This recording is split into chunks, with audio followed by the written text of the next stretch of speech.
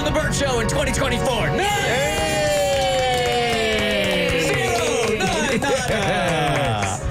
Here's how we feel about it, you guys. We were talking about this a couple of weeks ago.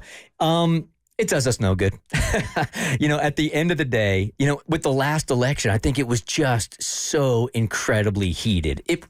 I don't think so. The last election was so incredibly heated, right? And it is, at the end of the day, a morning show, a radio show, is a popularity contest. Right. So for us to be able to come on here and express how we're feeling about a certain candidate, one way or the other, this is eliminating half of our audience. OK. And to be totally honest with you, most of this studio leans to the left. Right. I think I'm probably most to the right, and I consider myself moderate. Although, Abby, I think that you have some moderate tendencies also. Yeah, I mean, I grew up in a family that leans more conservative, but I would say, like, as a woman who's grown up in a different environment and has enriched myself in a more diverse culture, I think I definitely probably lean more where you are, where it's like you have some things that you're more on the right, some things that you're more on the left. So I'm in the middle. I'm Switzerland.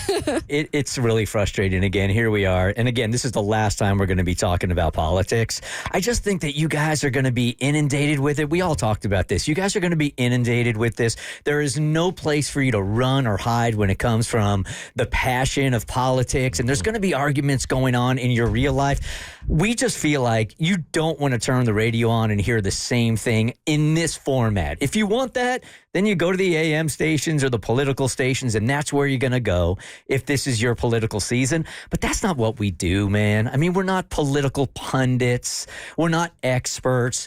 We are no different than you guys. We're emotional about our candidates also. And we don't want to come in here and have that kind of friction. And we're assuming that you guys don't want to feel that friction or listen to it before you get to work or you get to school or whatever. It's so important to have an escape, too. I told you guys, I think it was last year, I was really down in the dumps and I just felt like everything was awful. And then I took myself off social media and I stopped reading political headlines and like big bad news headlines.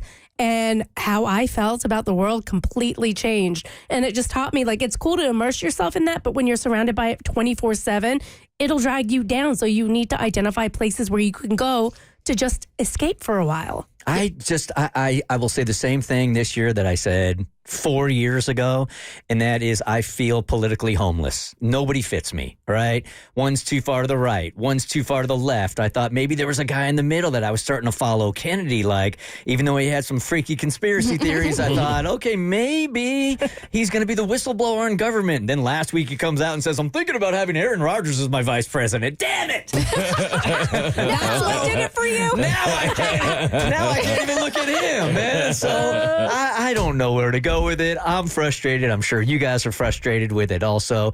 And to wake up in the morning and have to listen to that and listen to that frustration when you're so serious about it. And there is a lot on this election. And I just want to remind you, as this is the last time we're talking about politics before we go away from it, is that keep this in mind. And this is really, really important. You are being manipulated online, period. When you click on an article that is conservative, the algorithm says, oh, in order for me to keep this person online, I need to continue to feed them conservative information. Same when it comes to liberalism. You click on a Joe Biden article, it's going to say, oh, they spent 15 minutes on a Joe Biden article. All of a sudden, you're going to be getting article after article and influencer after influencer that is making your view on the world so narrow that when somebody else has a different opinion, you're like, how is that even possible?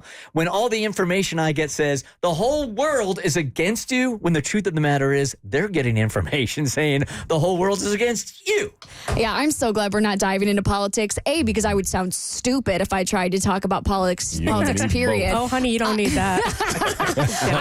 I went to school to make fart jokes and talk about Kim Kardashian on the radio. That's what I signed up for. I am not here to educate anybody on what they should believe. I'm glad that you guys weren't afraid to do it before this, because I think it speaks to, you guys wanting to stand up for what you believe in and you want to talk about things that are important to you. But I've always felt like entertainment and politics should be separate.